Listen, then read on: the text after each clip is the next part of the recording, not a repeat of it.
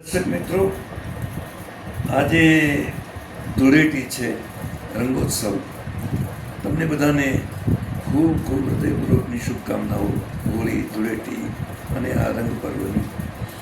હું ડૉક્ટર કેશુભાઈ દેસાઈ, દિશાભ્રમના સાઇટમાં મણકામાં આપણી ગીરા ગુર્જરી ચેનલ ઉપર તમારું સ્વાગત કરું છું. આ હોળી અને ધૂળેટી એ આપણા રાષ્ટ્રીય પર્વો છે. એટલા માટે કે એની સાથે આખે આખું એક પૌરાણિક કથાનક સંકળાયેલું છે. ભગવાન વિષ્ણુએ વારંવાર રાક્ષસોના સંહાર માટે અવતાર લીધા છે અને એમાંનો એક અવતાર તે નૃસિંહ અવતાર. એ નૃસિંહ અવતાર શું છે? તો એ વિશિષ્ટ અવતાર છે.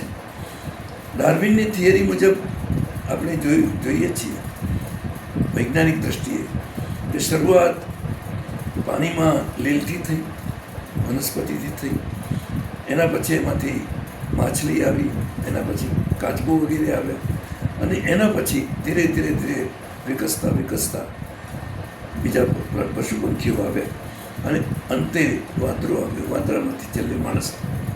તો આ બધું જે નર વાનર અને પછી માણસ. અહીં આપણી પાસે આ થિયરી જાણે કે હજારો વર્ષ પહેલાં હતી એવું આપણને લાગે. આપણો પહેલો અવતાર કયો છે? મત્સ્ય અવતાર, પછી કચ્છપ અવતાર. આ બધા વિષ્ણુના અવતારો છે. ઈશ્વર પોતે આ રીતે અવતાર લે છે અને એ છેલ્લે જે અવતારો લે છે એમાં પછી એ રામનો અવતાર છે, એ કૃષ્ણનો અવતાર છે અને બુદ્ધનો અવતાર છે અને છેલ્લે કલ્કી અવતાર આવશે, હજી આવ્યો નથી. તો આ બંને થિયરીઓ એકબીજાને મળતી આવે છે. એમાં વચ્ચે જે નૃસિંહ અવતાર છે તે અર્ધ પશુ અને અર્ધ માનવ એ પ્રકારનો અવતાર છે. એટલે જાણે કે એક સંક્રમણ થાય છે. હિંસક પશુમાંથી માણસની અંદર સંક્રમણનો અવતાર છે. હવે આ કથાનક કેવું છે આપણે જાણીએ છીએ બધા કે પ્રહલાદ એ હિરણ્યકશિપુનો પુત્ર છે અને પ્રહલાદ વિષ્ણુનો ભક્ત છે. હિરણ્યકશિપુને તો બિલકુલ જ પસંદ નથી કે આ રીતે કે વિષ્ણુની પૂજા કરે કે વિષ્ણુનું સ્મરણ પણ કરે, કારણ કે એ તો દેવોનો દુશ્મન છે, રાક્ષસનો રાજા છે. એ ઈચ્છે છે કે ભગવાન હોઉં તો હું છું, તો મારા માટે મારો દીકરો જ જો મારી વિરુદ્ધમાં જઈને દેવની પૂજા કરતો હોય કે દેવનું સન્માન કરતો હોય કે એનું સ્મરણ કરતો હોય એ તો કેવું ખરાબ.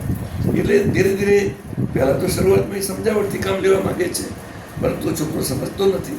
એ તો પરમ ભક્ત છે, ભલે રાક્ષસ પુત્ર છે પરંતુ પરમ ભક્ત છે. અને છેલ્લે પછી એના પિતાને એમ થાય છે કે આનું નિકંદન કાઢ્યા વગર છૂટકો નથી. એટલે એના ઉપર ત્રાસ ગુજારવામાં એ કશી કમી ના રાખતો નથી. એને પર્વત ઉપરથી ગભરાવે છે, એને વિવિધ પ્રકારના દુઃખો આપે છે, ઝેર આપવાનો પ્રયત્ન કરે છે અને છેલ્લે એમ છતાંય મરતો નથી. ત્યારે એની બહેન જે હોલિકા હતી, હિરણ્યકશિપુની બહેન, એ હોલિકાને એક વરદાન હતું કે એ અગ્નિ એને બાળી શકતો નહોતો. તો એ એકદમ ફાયર પ્રૂફ એવું એનું શરીર હતું. એટલે એમ કહે છે કે તું તારા ખોળામાં લઈને એને બેસ અને આજુબાજુ અમે અગ્નિ પ્રગટાવી દઈએ એટલે છોકરું મરી જાય અને તું તો જીવતી બહાર નીકળવાની જ છે. પરંતુ ત્યાં આગળ પણ છેલ્લે શું થાય છે કે પ્રહલાદ બચી જાય છે, હોલિકા મરી જાય છે. હવે વિષ્ણુથી રહેવાતું નથી, ઈશ્વરથી. એટલે ઈશ્વર છેવટે અવતાર લે છે, પરંતુ એક એને વરદાન છે હિરણ્યકશિપુને કે એનું મૃત્યુ કેવી રીતે થશે? તો દિવસ નહીં હોય, રાત પણ નહીં હોય. એને મારનાર માનવી પણ નહીં હોય અને પશુ પણ નહીં હોય. અને એ સંજોગોમાં એનું મૃત્યુ ઘરમાં પણ નહીં થાય અને ઘર બહાર પણ નહીં થાય.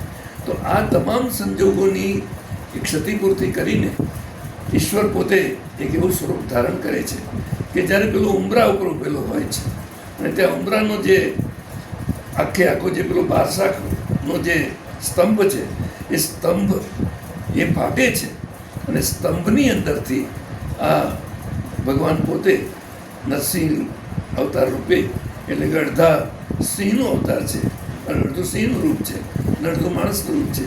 એ રીતે બહાર આવે છે અને એટલા માટે એ માણસ પણ નથી, એ પશુ પણ નથી, સાંજનો સમય છે, સંધ્યાનો, એટલે રાત પણ નથી અને દિવસ પણ નથી, અને એ સંજોગે પેલું ઘર પણ નથી અને બહાર પણ નથી, ઉંબરો છે, અને એ રીતે એ ચીરી નાખે છે હિરણ્યકશિપુને. એના હિરણ્યકશિપુનો અંત આવે છે, પ્રહલાદનો વિજય થાય છે. તો આ ભક્ત પ્રહલાદની આ કથા મેં છેક નાના બિલકુલ બાળપણમાં હતો ત્યારે મારા માતુશ્રીના મોઢે સાંભળી હતી. મને ધ્રુવ અને પ્રહલાદની કથા કહીને બહુ જ સતત સંસ્કારો આપ્યા કરતા હતા. એ મને અત્યારે યાદ આવે છે. હોળીનું પર્વ એ આ રીતે જોવા જઈએ તો એક આપણું સાંસ્કૃતિક પર્વ છે, એ ભક્તિનું પર્વ છે. અને બીજી બાજુ જોવા જઈએ તો એ બહુ આનંદનું પર્વ છે. આનંદનું પર્વ કેમ છે?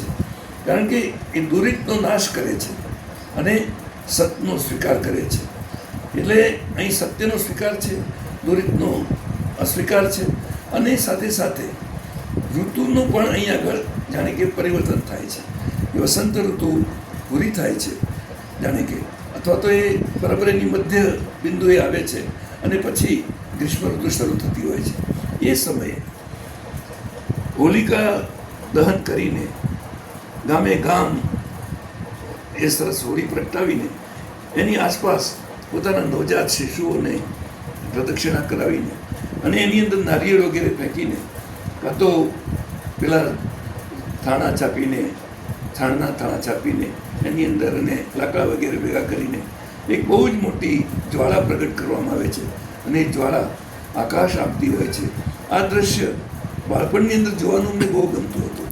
અને હોલિકા દહન પછી જ્યારે એ રાખ ઠંડી પડે, આગ ઠંડી પડે, એના પછી થોડા દિવસે એ જ જગ્યાએ અમારા ચકલામાં અમારા મોહલ્લાની બહાર ભવાઈ રમવા માટે તરગાળા આવતા હતા, નાયકો આવતા હતા. એ ભવાઈનું દૃશ્ય પણ બહુ ઉત્તમ હતું. એ ગ્રામીણ જીવન મને એવું ને એવું યાદ આવે છે. હું અનેક જગ્યાએ ફરતો ફરતો ગમે ત્યાંથી ગમે ત્યાં ગયો, પરંતુ મારા માટે હોળીનું પર્વ એ હંમેશા એક આનંદદાયક પર્વ રહ્યું છે. આ હોળીનું પર્વ આપણા આખા દેશનું એક રાષ્ટ્રીય પર્વ છે. એ રાષ્ટ્રીય એકતાનું પર્વ છે. દિવાળીના જેટલું જ એનું મહત્ત્વ છે, અથવા દિવાળી કરતાં પણ સવિશેષ છે એમ કહીએ તો ચાલે. કારણ કે ઉત્તર ભારતમાં તો હોળી માણસોના માટે જાણે કે એક રંગોત્સવ છે, અને એ વખતે ભગવાન કૃષ્ણને હોળી રમાડવામાં આવે, લઠમાર હોળી થાય. અને એટલું જ નહીં, પરંતુ આખું વરસ જે સંયમ રાખીને જીવ્યા હોઈએ, અમુક શબ્દો બોલાય જ નહીં, એ હોળીના દિવસોમાં જાણે કે બધું જ બોલવાની છૂટ, ગાળો પણ બોલવાની છૂટ, અશ્લીલ રીતે વર્તવાની પણ છૂટ. એટલે વખત પૂરતું જાણે કે માણસને એનું પ્રાકૃત સ્વરૂપ ધારણ કરવાની એક છૂટ આપતો આ તહેવાર છે. અને તે દૃષ્ટિએ એ મનુષ્યના વિકાસ માટે, એની માનસિકતાને સરસ રીતે પ્રમોટ કરવા માટેનો એક અવસર છે.